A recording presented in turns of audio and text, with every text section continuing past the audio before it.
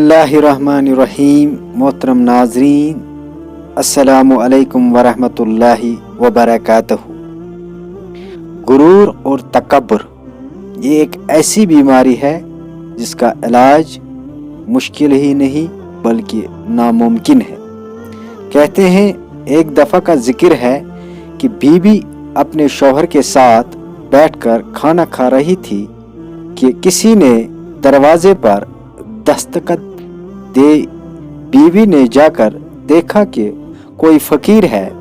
बीवी ने खाना उठा के जाकर इस फ़कीर को दिया तो शौहर ने सख्ती से मना कर दिया कि मत दो। इसी वजह से दोनों में झगड़ा हुआ, उस हद तक कि कुछ अरसे में तलाक हो गई। कुछ अरसे बाद औरत की किसी दूसरे मर्द से शादी हो जाती है। एक दिन घर में दोनों मियाँ बीवी खाना खा रहे थे। अचानक दरवाजे पर दस्तखत हुई। बीवी ने जाकर देखा कि कोई फ़कीर है।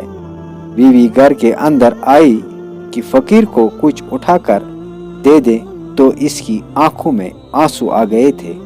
शौहर ने पूछा, क्या बात है? बीवी ने कहा, ये फ़कीर जो दरवाजे पर आया है मेरा पहला शौहर है, जो बहुत मगरूर और मुतकब्बिर था।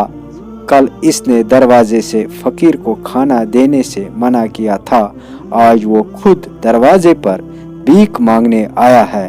तो दूसरे शौहर ने बीवी से कहा, मैं तुम्हें कुछ बताना चाहता हूँ। वो फ़कीर मैं था जिसको खाना दिए इसने मना किया था।